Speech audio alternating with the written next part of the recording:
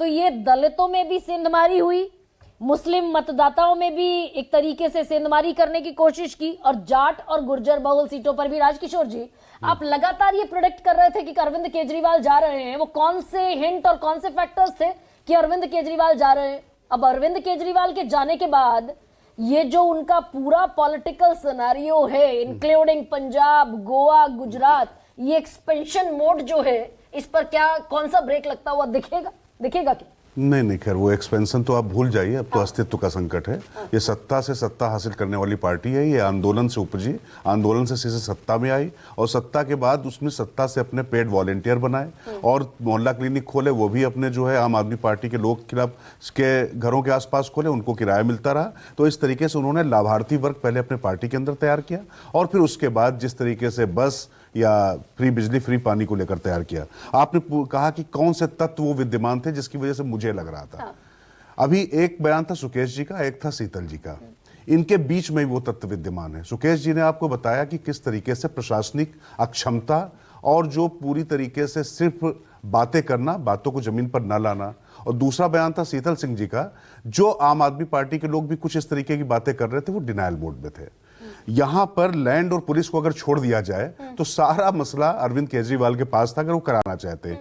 यहां पर बहुत सारी चीजें, पहले मदन लाल खुराना, साहिब सिंह वर्मा या सुषमा स्वराज, फिर शीला दीक्षित, ये लोग अलग अलग सरकारों के दौर में भी यही काम कराती दिखी हैं। और रही बात जैसे हरियाणा से यमुना का ही मामला था, हुड्डा होते थे और शीला दीक्षित यहाँ होती थी, उसके बाद भी पानी को लेकर मामला होता था, सेम सरकार होने के बावजूद, लेकिन उसको सॉल्व करते थे, उसके बावजूद डिलीवरी करते दिखते थे। अभी शीला दीक्षित का एक पुराना इंटरव्यू भी आ रहा था। राजकिशोर जी, रोक रही हूँ आपको, एक छोटे से ब्रेक पर जाना होगा, लेकिन बीजेपी के जीत के मायने क्या है और केजरीवाल की हार का मायना क्या है पार्टी के लिए भी और भविष्य की पॉलिटिक्स के लिए भी? दिल्ली में अब कौन सरकार बनाने जा रहा है? लेकिन राजकिशोर जी, आप कुछ बात अपनी कह रहे थे, जरा वो पूरा कीजिए। फिर प्रधानमंत्री ने जो संबोधन में कहा कि भाई पहली रिपोर्ट पेश होगी सीएजी की विधानसभा के पटल पर, उस पर मैं आऊंगी। आप कुछ कह रहे थे उसको पहले। हाँ, नहीं, मैं बस यही कह रहा था कि कुल मिला के जो पूरी दिल्ली की जो दुर्दशा हुई है, उसका ठीकरा हमेशा दूसरों के ऊपर फोड़ते रहना, और ऐन चुनाव के समय यमुना में जहर मिला देने वाला बयान, जो आप आंकड़े बता रही थी, उसको खुद देख लीजिए कि हरियाणा की सीमा से जुड़े हुए गांवों से किस तरीके का वोट मिला है। वैसे तो चौतरफा ही भारतीय जनता पार्टी जीती है, और जो वोट प्रतिशत की बात जो कही जा रही है, आपने एक सवाल और किया था कि अगर कांग्रेस साथ में आई होती तो अलहदा रिजल्ट होता क्या? नहीं, मुझे नहीं लगता, इसलिए क्योंकि अगर कांग्रेस साथ में आई होती तो अरविंद केजरीवाल, देखिए आप कुछ कहें ना कहें, बहुत शार्प पॉलिटिशियन है वो। उनको ये पता था कि अगर आ रही है कांग्रेस साथ में तो वो पूरी तरीके से खुलकर जो है अल्पसंख्यक वाली राजनीति करते हैं राहुल गांधी।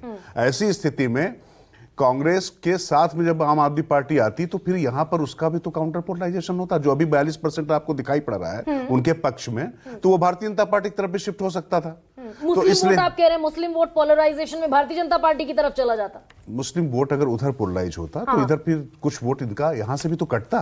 और जो बात अभी सुकेश जी ने भी कही थी कि भाई पिछली बार भी कांग्रेस के प्रत्याशी को उतना ही वोट मिला था, तो अगर आप मुस्लिम बाहुल क्षेत्र में अगर आप सिर्फ एक सीट छोड़ दें, वो भी AIMIM ने नुकसान किया, ताहिर हुसैन ने ज्यादा नुकसान किया, जहां पर मोहन सिंह बिष्ट जीते हैं तो सब मुस्तफाबाद से, वरना इतना कोई साइजेबल वो नहीं रहा है। तो मुझे लगता है कि इस तरीके से मतलब ये आकलन करना थोड़ा बड़ा मुश्किल हो जाता है किस तरीके से जीते। बाकी आप वैसे हालांकि ये गणित भी, इसको पूरी तरीके से खारिज भी करना ठीक नहीं है, लेकिन संजय जी